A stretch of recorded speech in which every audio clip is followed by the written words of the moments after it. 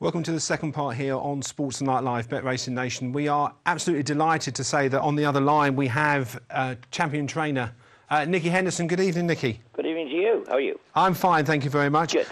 Just a quick roundup, really. Obviously, it's more like jumping weather out there today anyway, but Certainly was. just an update really on Sprinter Sacre and Simonsig. Obviously, we've not seen Sprinter Sacre for some while, and Simonsig likewise. Well, you have actually. You've hit the nail on the head. I mean, suddenly interest suddenly seems to be mounting again, because I think Channel 4 are coming down to film them both tomorrow, and then somebody else is coming on Thursday. So everybody's starting to think about what's round the corner. Yeah, like yourselves. No, I mean, so far with both of them very good. I mean, I genuinely could not be happier. Obviously they both had issues last year which ruled them out. With Sprinter, I don't know. I mean, I think it was what happened at Kempton was certainly a one-off, and I'm not worried about. I think the heart thing, that he had this fibrillating heart that obviously affected him during the race that day, that turned itself round, and he was, that wasn't the problem. But I just wasn't happy with him. Sort of, we gave him a break and started to come back, and I hope we'd get him back for Cheltenham, and it just wasn't happening. Is something like the Tingle Creek in December, is that a possibility at this? Oh, very much so, yeah. I mean, like to think the programme... The trouble is, the programme is written in such a way that if you take the 2 Mile Chasers, there are only 5 races for them throughout the season. And therefore, you're just going to have 5 consecutive... I mean, say if he does come back all right, which I hope he will, that, I mean, he and Sada Grugy are just... Sadly, you can't... they will just have to meet virtually every time. And that must be quite frustrating. With Sprinter Sacre, I mean, obviously it was a conscious decision to be out ultra careful. And I mean, obviously the horse has run over hurdles at home, presumably, and everything's ticking all the boxes. Well, I mean, he doesn't run over hurdles, no. But, I mean, we knew he just wasn't firing on the cylinders. He wasn't the sprinter that, we know so well. And I wasn't happy with him. And, you don't mess with horses like this. You don't mess with any of them, to be honest with you. No, absolutely. If you're not happy, you can't play. And I wasn't happy. And in relation to Simonsig, the splint bone, that all sorted? Yeah, that was a completely different issue. The horse was healthy and well, but unfortunately, very early in his preparation, he was sore he developed it's a bony enlargement of the splint bone, which is an extension of the cannon bone, really. And it was just interfering with it. And he was sore, we got it right, but basically, just on X-rays, we were seeing things that you'd rather not see.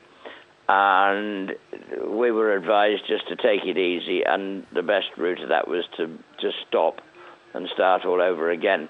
And again, he's had a good summer. Everything's touch wood. They won.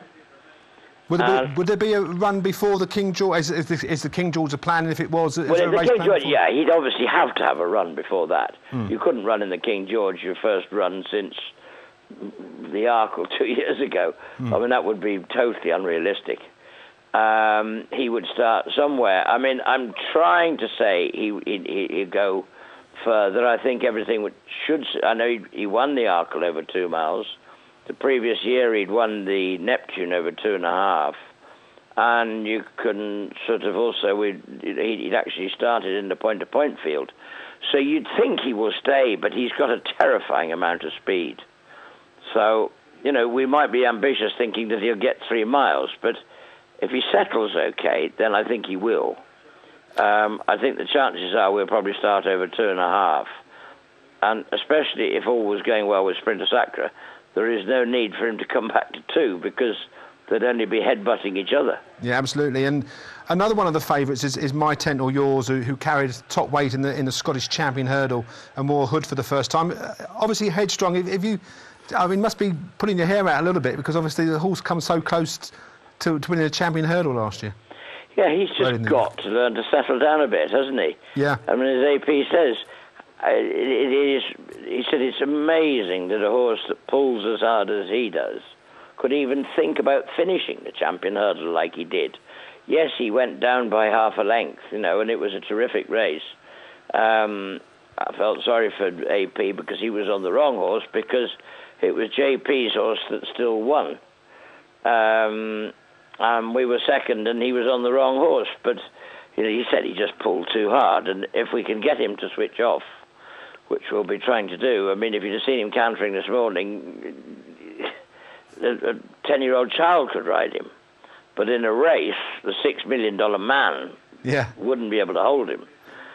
So we've got decisions to make. Actually, JP's coming down to see the horses tomorrow morning, and we'll be discussing the programme. And it is possible we could go novice chasing with him. I was going to say, the horse is actually built as if he will jump a he'll jump fences, all right. It just depends at what speed. Yeah, absolutely. And until we try him and see what AP thinks, I don't think we'll be making any positive decisions. And I think that's probably the route we'll be looking at it. Okay. And we'll be seeing what everybody else is doing as well. Yeah. There's no doubt the jet ski will stay over hurdles. And we'll see what everybody else is doing. And how strong the divisions look, because there's a lot of good races up until the champion hurdle, but you'd want to be able to think you can win the champion hurdle. Absolutely. There's a couple of horses that are worth a mention as well. I mean, you've got so many great horses anyway, but Whisper and Beat That, is the plan to go chasing next year, or? Whisper, definitely go chasing, I would say. Yeah. We were nearly going to go chasing with him last year, except that Di Walters has Oscar Whiskey as well. And as Oscar Whiskey was going novice chasing, and therefore if Whisper went novice chasing, they'd both be in the same category, because I think about 2.5 is their ideal optimum trip, although I'm now sure, we now know that Whisper stays 3. We know that Whisper will definitely go chasing. Okay, and just a couple more. Triolo de Lane, one of my favourites, won the NSC. Form petered off a little bit towards the end of the season, and Mo Triolo de Lane is all to do with ground, wind, breathing. Right. Okay. And that's always just been an issue with him, and so we have got to make sure we get that. We have tinkered with his respiratory again during the summer, and if we've corrected that, then life's going to be difficult. I mean, the Grand National is still his race, to be fair, and if we can get back for that, I think the Hennessy is going to be more difficult. Muffy Lurl, yeah, she's very, very interesting, isn't she? Absolutely. Hennessy type, do you think? She's 163. It's hard to win a Hennessy off a rating like that. I don't know. There are all sorts of races. I mean, I wouldn't even rule out the King George for her, because she's now in those ratings, and she has shot to the top. She's only 6, so she's a young mare, but she improved dramatically, and it's difficult to see which way we do go yet. But I mean, because there are going to be no easy pickings now. Yeah, do you think the mark it's after that win at Aintree is quite steep now, isn't it? It's very steep. Yeah. We've got a couple of questions, because we put this out on Twitter, a couple of questions from the audience. Joe Smith asked, what are the plans for West Wizard this season? Is he fit again? He is fit. He's coming back on Monday. What happened last year was that at his first run at Kempton, I was mortified that he got beaten. But as it turned out, he got beaten by what turned out to be a very good horse. And then we had a problem with a knee, and he couldn't run again. And I think that was just immaturity. But the best thing that ever happened was, luckily, he did get beaten at Kempton, which leaves him a novice hurdler for this season. And he is due back into training next Monday, which is very exciting. And last question is from Jamie Brownlow. Asks, any promising hurdlers for the coming season? Any ones to watch out for in the first couple of months? Well, I hope so. Yeah, anyone in particular? There's a big new bunch. There's some exciting new horses from France. And I think the bumper horses were quite good last year, so they all join in. I mean, it's hard to tell at the moment, because they're all the new boys, and they haven't done any work yet. So I honestly don't know. There's a couple from France. One's called Top Notch, who I like, and I like. There's actually a new one arrived today, who's a 3-year-old. He's a very big horse. Who's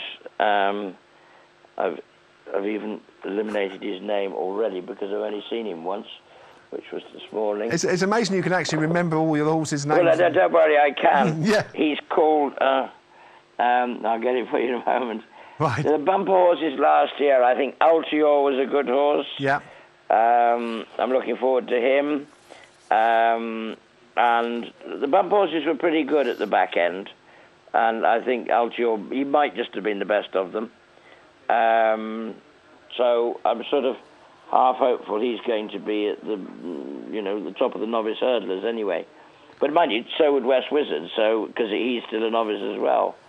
And what time of the year do you actually plan? I mean, obviously, without going into detail, I mean, do you sort of, is it in September you look, right, this horse is suited to this and this? Because plans change throughout the season, because you can't legislate for injuries or anything like that. But well, I think it's the weather more than anything as to when we start. Peace and Go is the horse I was thinking of. Right, OK. Who's got some nice form in France. But again, he only arrived this morning, so I can't tell you much about him. Right.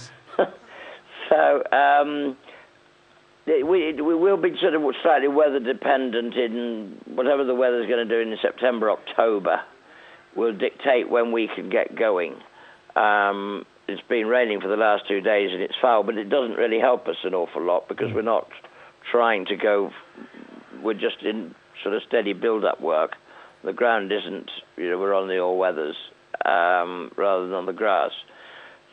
Come the middle of sort of September, beginning of October, that's when we need the ground to come our way so that we can get the fast work done and the schooling done, and then we can try and make a start. OK. Well, thank you very much indeed for your time. Thank you very much indeed for giving us an insight into some of the horses that hopefully do very well next season. Thanks very much indeed, Nicky. Pleasure. Thank you. Thank you.